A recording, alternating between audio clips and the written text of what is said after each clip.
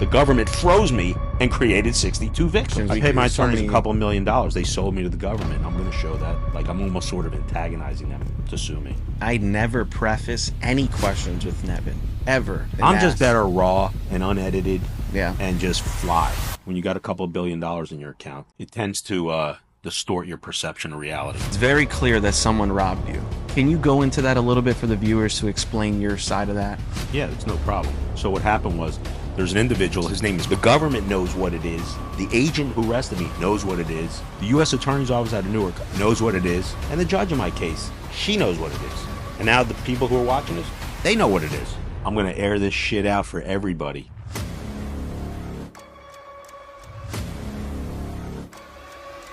Welcome back, everybody, to the Nevin Shapiro Fan Club Experience. Today is already episode 7, and today we're going to go into a completely different direction. This is going to be Ponzi Scheme Truth Part 1. Nevin's going to go into a little bit more in depth of what happened and all of the truths and the narratives that are his side of the story. Everybody's heard the media side. Now it's his turn to tell the truth. And by the way, with receipts, I'm going to air this shit out for everybody. Anybody who disputes this, anybody, you can't, because you don't have my paperwork. This is what it is, not what you think it is. With no further ado. Well, as you know, as we start every show, let's get into the action. So the first question I have for you, Nevin, is most people know you as the famous booster that went to prison, but a lot of people that we get questions from don't know how you made your money from the beginning. Can you share with people more in depth on what line of business you were in and how you scaled from zero to millions of dollars? Yeah, so I was in the grocery diversion business, and that started in 1993. I worked for a company for 2 years. I did very well, made 6 figures early on, so I'm only 24 years old at that time. I won't go into all the details because it's somewhat boring, but I was like a stockbroker, but with groceries, and I was dealing with all the major chains, Kroger, Safeway, at that time Fleming, which was Malone and Hyde, and all these companies inevitably got bought out, and Walmart owns a significant amount of them now. So the business has changed drastically, but I developed a skill set with regards to the export markets of representing major manufacturer brands such as Kraft, General Mills, Procter & Gamble, you can go on and on, 3D, whatever. Health and beauty products, aside from groceries, and also professional hair care, which was like Joico, Redken, Paul Mitchell, and those things. Business is insane profitable. That's what enabled me to give great returns. And for the record, everyone thought, well, this guy was a fraud. No, I was backed by a factoring bank. I left the bank. You talk about a Ponzi scheme. The bankers were loan sharks. The only difference between those guys and like real loan sharks are those guys wear suits. But the interest rates were probably... I mean, I was making ridiculous money. Yeah. It's not disputable. The government knows it. They acknowledge it in the paperwork. You've seen, it says, we know he was making a lot of money up until 2007. Where did my problem start? My problem started at the end of 2008, although probably a little bit earlier, and that's going to be based on one individual, which I'm going to discuss. And to this day, I've never mentioned his name, but you're lucky. I'm going to drop the bomb on who really stole this money. And it's not even disputable. So anyone, oh, this guy's full of shit. No, you're full of shit if you're thinking I'm full of shit because you don't know. Did I plead guilty? I pled guilty because they arrested my girlfriend and then they were going to arrest my parents. So who out there that may be watching this, we may have 1,000 viewers or 1 million viewers. I don't even know. But who out there would let their mother and father go to prison or daughter? If you raise your hand, you're a loser. That's why I pled guilty. It's extortion.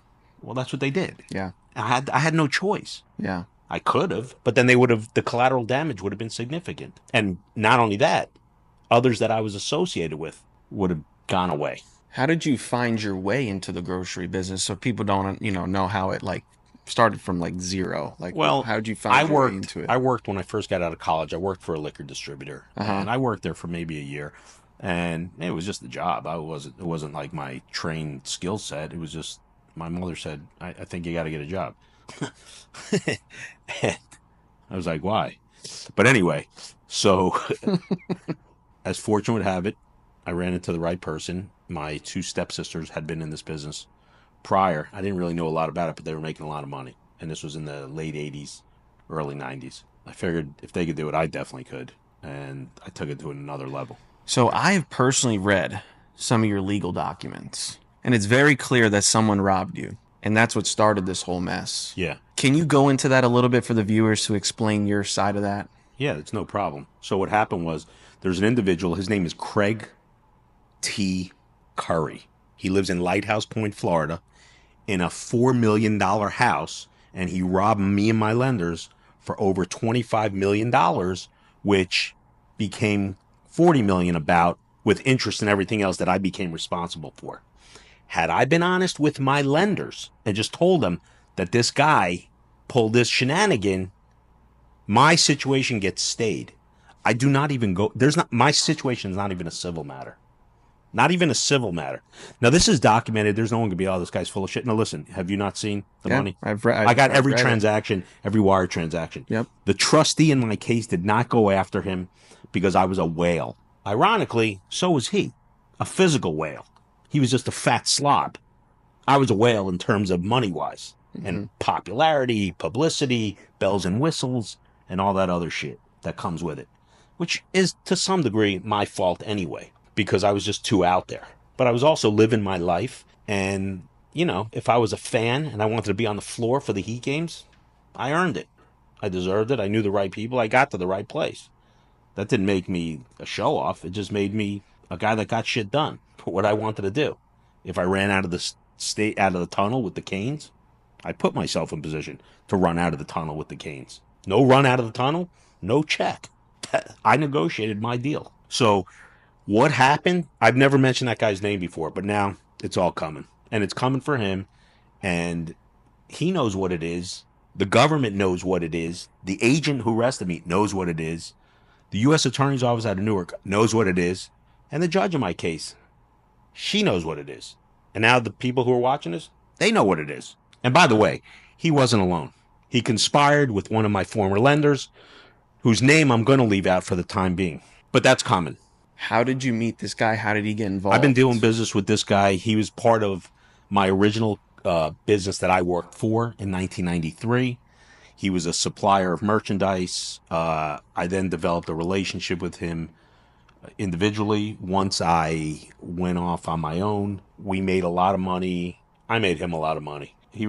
All he did was ruin my life. By the way, I saved his life. He met with a significant family of organized crime, and I had to resolve that matter for him. So I saved his life, and he put me in prison.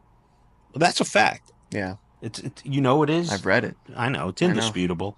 So everybody with this rat shit, pump your brakes. I'm the anti-rat.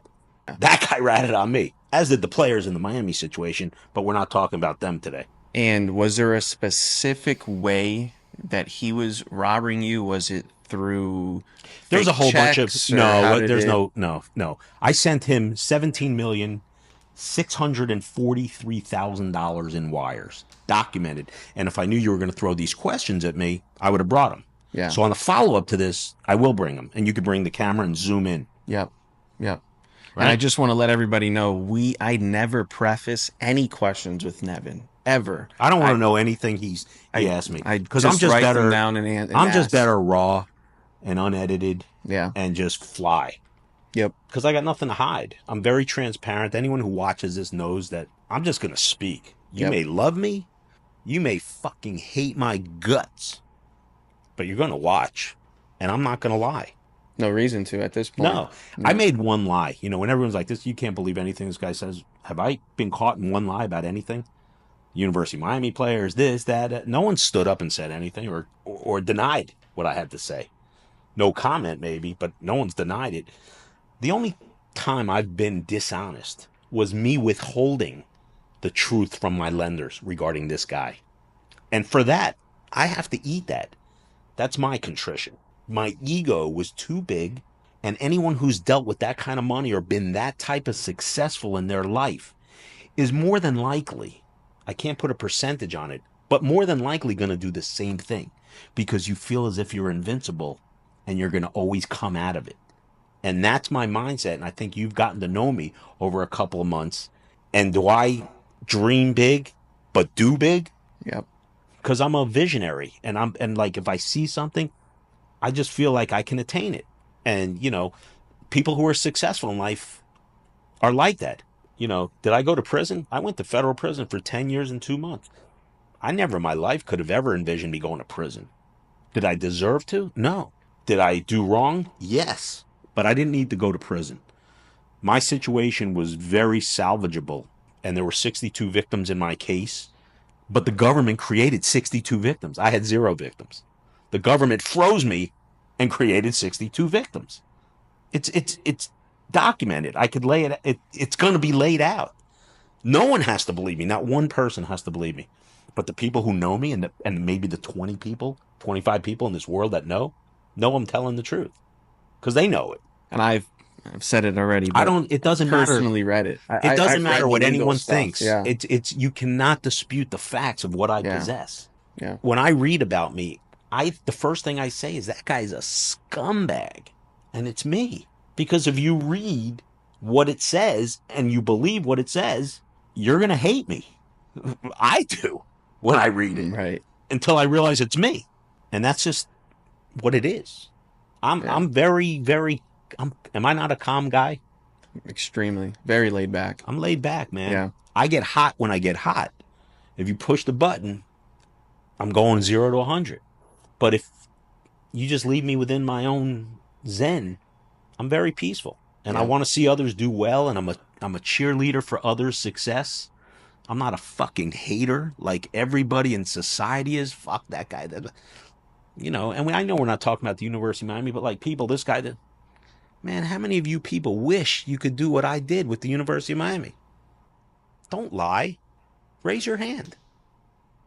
Raise your hand. I wish I could do it. Oh, I did it. Just be honest. Yeah. Am I that guy? I'm that fucking guy. I don't give a fuck what anyone thinks. Everyone else knows it. The players know it. Yeah. The staff knows it. The former staff knows it. The university administration knows it. And I know it. It's what it is. It would be any diehard Canes dream to do what you did. Come on, man. You know what I mean? Even the places that I've been with you, with former players, as a diehard Canes. I'm more of a legend to them than they are to me. They needed you more than you needed them. I know that for a fact. You know, they didn't have any money back then. People look at them now. They're Hall of Famers. They're multimillionaires. Rewind the tape. When I look at a picture, I have one picture of me, Devin Hester, and Vince Wilfork. I'm sitting in between both of them at Club Privé. And everyone's like, this guy was a jock rider and this. Nobody knew those guys. Vince hadn't even played yet. He was a Prop 48. Devin hadn't even played yet. No one knew who those guys were. Nobody. I knew who they were. More importantly, I knew who they were going to be. I know where they were going. Right. They didn't even know where they were going. I knew where they were going. And they had no money. They had no money. They were broke young kids. Yep. It's what they were supposed to be. Broke young kids. Yep. It's no NIL. Yeah, there's no NIL. They had NIL. Nevin Image and Likeness. There you go. That's a good one. I'm the original. Everyone says Luke. I love Luke, man. I'm a fan of Luke's. I've been a fan of Luke's since the mid-'80s. He went to my high school. Luke was doing his thing. Whatever it was, my level was another level. And it's not a knock on Luke. I had the financial wherewithal to do what I wanted. And I did. Yep. My money. Not my lender's money. My money. Mine. My problem started in 2008. Maybe the end of 2007. And correct me if I'm wrong. It was $269 million audited by the government of your money. Not by the government. By 2 massive tax firms. Accounting firms. Okay. I read the number. That's RSM McGladdery and KPMG Accounting. They did an audited tax statement on me. So, like, the government knows this. 269. Yes, at that time, and that was with real estate holdings maxed. And the reality is, I wasn't worth that amount of money because the properties decreased. But if they redid it today, it'd be worth billions based on what my holdings were in real estate. Yeah. Billions. Oh, yeah. Billions. Just based on the apartments and everything that you owned, it was crazy. Like, it's Yeah. My house alone. You had 14 apartments in 24. in Midtown Miami, right? Yeah. Yeah. That's crazy. So Those apartments alone. Elroy Jetson, somewhere out of space. So out of all of this that you went through in your life, everything that we just talked about, prison and everything, what's the best lesson you learned in business? I mean, I learned a number of lessons, and the most important thing that I've learned is you've got to really get your ego in check. So when I look at you as a young 29-year-old young man who's just starting out really in life, I give you advice, don't I? Mm-hmm. And you don't have to get everything tomorrow. It's a process. Yeah. And, that next thing, I want the Benz, I want the Beamer, I want this, I want the up, up, up, up. It doesn't mean all that much when you get it. You learn later when you're where I had to go. That's one lesson. Your ego is an insatiable detriment if it's not in control.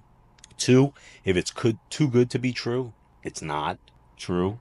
And kick the tires. And even some of the people that dealt with me should have done a better job vetting my situation. That's where a lot of my regret is with regards to my case, because there's this perception that like I was taking money from broke people or people who had no money, old people. My lenders were 3, 4, 500 million net worth people. In some cases, a billion. And the people who weren't at that level, I'm sick for, and I have been, and that's why I recovered all the money and went after it the way I did. And I've shown you that as well. Mm-hmm. People, there's no way he paid back the money. Well, I didn't write a check and pay it back. It's called clawback. You claw it back through businesses, and a lot of people made a lot of money. But I'm being honest, and there's just no reason for me to hide anything. Did I do wrong? I did wrong. I wasn't honest with my lenders. I was not honest with my lenders. That was because of my ego. I take my blame for it, but it's not like I was living a lifestyle on my lenders' money. I was rich. Yeah. I was well. I could have retired at 34. Even before, I could have lived on rent on my Wynwood properties and my Brickell properties before Brickell became Brickell. I'd be just collecting a couple $100,000 a month in rent, if not more, easily. Those properties would be ridiculous. But nowadays. I'd also be, running away from ex-girlfriends and who knows what. I was sort of like Hugh Hefner. Hard to really follow up with a question after that. Yeah, right? I'm just trying to muster the next question after that. You want me to ask myself some questions? Fire if you want. No, it's all right. So what's the best business advice you would give someone that's just starting out in business today? Just be honest and work hard. Just be honest and work hard. Grind. I would ask you that question. You're sitting here watching something go from 0 to the moon. I could ask you the same question to tell people you're watching what's about to happen. Not only did I do it once, I'm about to do it a second time. Absolutely. Right? I'm seeing it firsthand. Yeah, of course. Yeah. Surround yourself with good people. Honestly, that may be number one, because I was surrounded by a bunch of yes men. Sounds familiar, Mario? I was surrounded by a bunch of yes men and guys that told me what I wanted to hear, not what I needed to hear. And when you're the smartest guy in the room, find a new room. Yeah, you want to be a small fish in a big pond. Find a new room. You believe that was one of the biggest reasons of the downfall, was that you're a product of your association? I know it. And I haven't even gone into my attorneys yet, which maybe we'll do on the next episode. Yeah, this is only part one. Yeah, I paid my attorneys there's so many questions. I paid my attorneys $2 million. They sold me to the government. I'm going to show that and document it. We'll go that. Next one will be on that one. They don't want to see this. I'm sure I'll get sued, and I can't wait because I got a great response, and then we'll be in court, and here comes my discovery. Like, I'm almost sort of antagonizing them to sue me. Do I seem like a guy that's lying? I've read it. There's no convincing. Listen, you couldn't be this arrogant and cocky about something haunting the federal government like I am if you're bluffing. I'm not bluffing. This is real. I'm not bluffing. The old saying is, first million is the hardest to make. Do you believe that to be true? The problem for me was it was too easy. Even the first million? It was too easy, and therefore I didn't appreciate it. Because you just found like that niche in that space. I have zero respect for the dollar. When you got a couple of $1 billion in your account, even though it wasn't all my money, for sure, it tends to distort your perception of reality. And it's hard to for people that don't have it to maybe see that, they can maybe understand it. They don't fully grasp it. Even do I even touch money now? No, nothing. You don't even see me touch money. No. Yeah. What's a rough estimate? What was the most amount of money you made in a single year? Rough estimate. It's hard to really answer that question definitively because I had real estate holdings that showed profit later on, and it wasn't just same year type investments. But it was over 25 million in a year. Yeah. It's a great year for anybody. Honestly, I did better in years where I made less money, but the acquisitionals in real estate were significant, but the profit didn't show till later. Right, because of the market. Had to mature and whatever. Yeah. So for the final segment, we're going to take a little break from this Ponzi scheme and everything. First of all, was it, just so you know, for your audience, it wasn't a Ponzi scheme.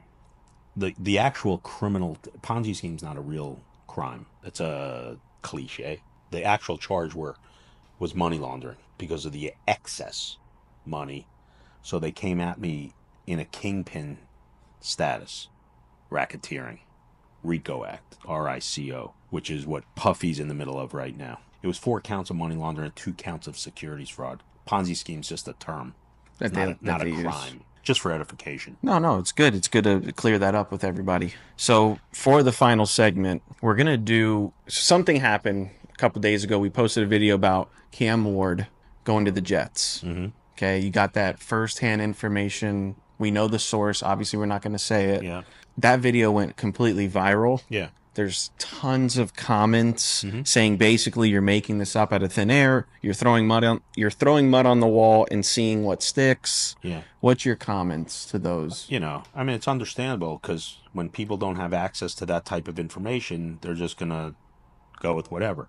Now, keep in mind, when I made that comment about Cam Ward going to the Giants with the #1 pick in the draft, when I was on the Pac-Man Jones show on his podcast, I made that comment, and at that time, and anybody who's watching this can feel free to look this up, Cam Ward was rated as a top 20 first-round pick. Top 20. Since that comment, whether I'm the one who started that push, he's now the #1 pick in the draft. Is that accurate? Yeah.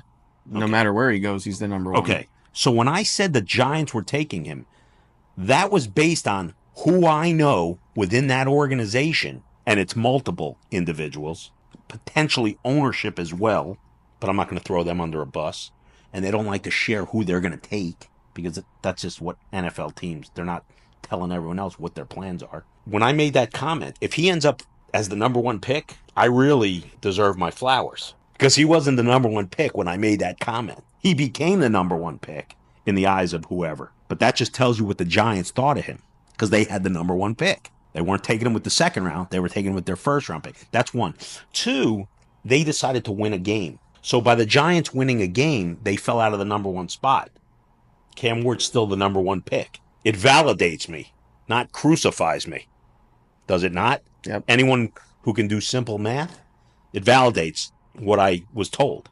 And if I shared who my sources were, maybe they would deny it, but no one can question where I got that information from. That's the first thing. Now, as it relates to the Jet situation, what I was told specifically is that once the Giants were out of this first pick situation, Tennessee is Cam Ward expected. But they may see there's a better opportunity to get a lot of picks. So the Giants, there's some interchangeable parts with regards to Matthew Stafford. That's not my position or my decision. This is what's been shared with me. There's something going on within the Giants organization. Some people want him, even though they were all on Cam Ward, but now they see Cam Ward as not a viable option without giving up a lot. So they got to shift their attention. The guys who still want Cam Ward still want him, and that could happen. But the Jets have a lot more to offer Tennessee than the Giants do. Now keep in mind, the Giants lost Saquon Barkley for nothing. Daniel Jones, they overpaid and cut him. So they're not like on house money. I don't think Matthew Stafford's a great choice. That's not my decision, but I'm telling you what's been shared to me. The Jets, all of a sudden, became a real player for Cam Ward. Interestingly enough, after we dropped that, the Jets cut Aaron Rodgers the next day. Maybe I'm onto something. If you don't believe what I have to say, don't watch me. I don't care. Let Adam Schefter tell you. Or just watch the draft and then see what happens. We do get, and this is the last thing I'm going to clear up, we do get a lot of comments that, oh, who is this guy? Nevin Shapiro is one of, if not the most famous NCAA booster in the history of collegiate sports, and he has ties to everybody in this game of sports. Trust me when I tell you, he does. And not only that, I don't even try to be. Yeah. That's the other thing. It's not my job. I don't get paid to do it. Yeah. Like, bad news finds me. Well, you're surrounded by them. It's hard to, when you're surrounded by it, it's just, you know, and it's not me being cocky or me being arrogant. It's just a fact of life. When you run in these circles or ran in these circles, those circles continue to follow you. Yep. And guys feel the need to share information with me. And they know you'll be the mouthpiece. That's the biggest thing, because they don't, you don't care. You fire. I don't give a fuck. Yeah, I know. Like, I don't care. There's no, I've tasted death. What's worse? Nothing. Not much worse than Fort Dix. Nothing phases me. Nothing. Yeah. You comment this and that, say it to my face. See what happens. Maybe nothing will happen. Or maybe not. I'll be in Miami. You could spot me, wave me down. But if you talk to me, just be proper. And I'll be proper back. And if you don't like me, you could tell me that too. That's fine. I don't care. Well, Nevin, this was great. This was a freaking great episode. I hope you guys are enjoying our whole series, but this episode really, you know, they're doing a whole movie. You know what it is. Yeah, it's. I mean, you know what it's. This thing is about to. I mean, listen, and I'll say it to the camera. Listen, you may hate me, maybe you love me, but you're gonna watch me, because if you're watching me right now, that shows you had 20 minutes to hang up or get off. You're gonna watch. You know what I'm saying is true. You're hoping it's not, but it's true. Well, everyone, please like, please subscribe. We're dropping a video every week. We're already on episode 7. Next is episode 8. You can like me without liking me. This is true. I think the narrative is going to start turning. So please, again, like, subscribe on the page. And as always, we'll catch you on the next one.